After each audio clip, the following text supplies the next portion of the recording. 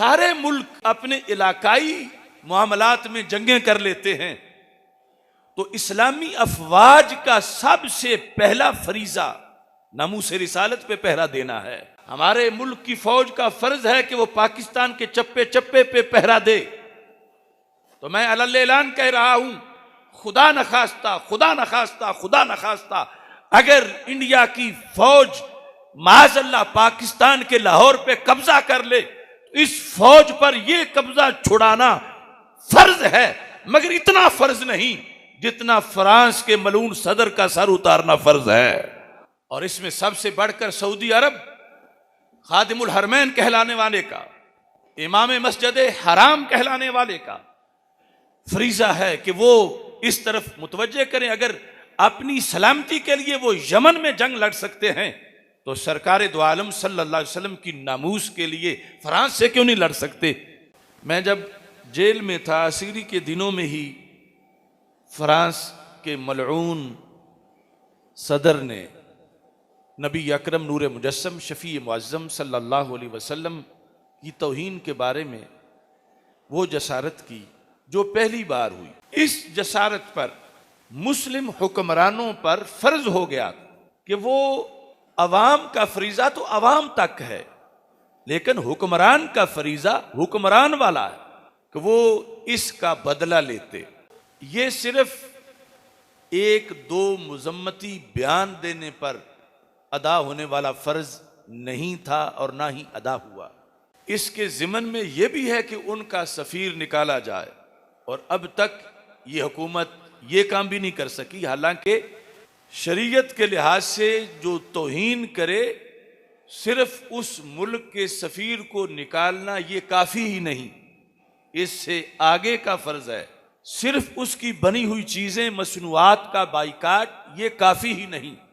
अगरचे हमारी हुकूमत तो ये भी सरकारी सतह पर ऐलान नहीं कर सकी, लेकिन शरीयत में जो तकाजा है, हमें मुसलमान की हैसियत से वो तकाजा पेश तो करना चाहिए अक़वाम आलम के सामने, और उसके लिहाज से आवाज़ बुलंद करके कम अज़ कम जितना हमारा दायरा कार है उसके मुताबिक उसका इजहार तो करना चाहिए। बंदा नाचीज ने जेल से फतवा इस सिलसिला में लिखा। उसका पहला मरहला ये था और अब भी है कि उम्मत मुस्लिमा के तमाम हुक्मरान फ्रांस से, उससे पहले अक़वाम मुत्तहिदा से, यूनाइटेड नेशन के जिसकी जंजीरों में उम्मत मुस्लिमा जकड़ी हुई है, ये उस पर वाज़े कर देते कि हम तुम्हारा कोई ज़ाब्ता तस्लीम नहीं करेंगे अगर तुमने इस मलून सदर को उम्मत मुस्लिमा के सुपुर्द ना किया। और दूसरी तरफ फ्रांस की हुकूमत पर यह वाज़े करते कि ये हमारे दीन के मुताबिक वाजिबुल कत्ल है, माकरून, इसको उम्मत मुस्लिमा के सुपुर्द किया जाए और उम्मत मुस्लिमा खुद इसका सर उतारे। और अगर तुम नहीं सुपुर्द करोगे तो फिर हम तुम्हें वार्निंग दे रहे हैं कि हम पूरे मुल्क को इसका मुजरिम करार देंगे। और फिर मुस्लिम उम्मा पर फर्ज था, मुस्लिम ममालिक पर, कि फौरन फ्रांस पे हमला करते, जो शरीयत का मुतालबा है। अगरचे कोई कहेगा हमारे पास तो इतने पैसे नहीं, हम भूखे मर जाएंगे, हमारे पास तो इतनी ताकत नहीं, फिर वो हम पे हमला कर देंगे। ये सारी चीजें शरीयत ने इनका जवाब दिया है कि सहाबा किराम जिस जमाने में गुस्ताखों से बदला लेते रहे, जाहिरी असबाब उनके आज जो हमारे पास है इससे कहीं थोड़े थे।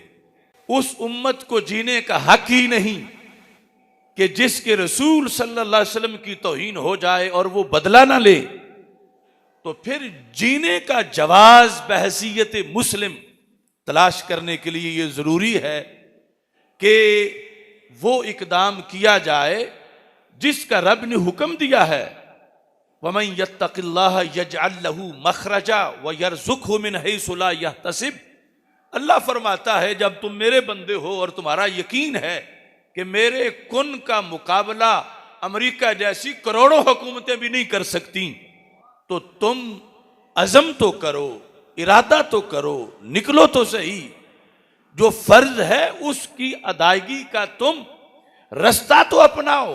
वमन यत्तकिल्लाह यजअल लहू मखरजा, जो रब से डर के निकल पड़े। अल्लाह फरमाता है करोड़ों लोग उस एक बंदे को घेर के महसूर करना चाहें तो नहीं कर सकते, रब उसका रास्ता जरूर बना देता है। और साथ का वयरजुकहु, राजिक अमेरिका नहीं, राजिक फ्रांस नहीं, राजिक दुनिया की कोई हुकूमत नहीं। अल्लाह फरमाता वयरजुकहु मिन हैसु ला यहतसिब, अल्लाह उसको वहां से रिज़्क देगा जहां से रिज़्क का उसने कभी सोचा ही नहीं था कि यहां से भी मेरा रिज़्क आ जाएगा।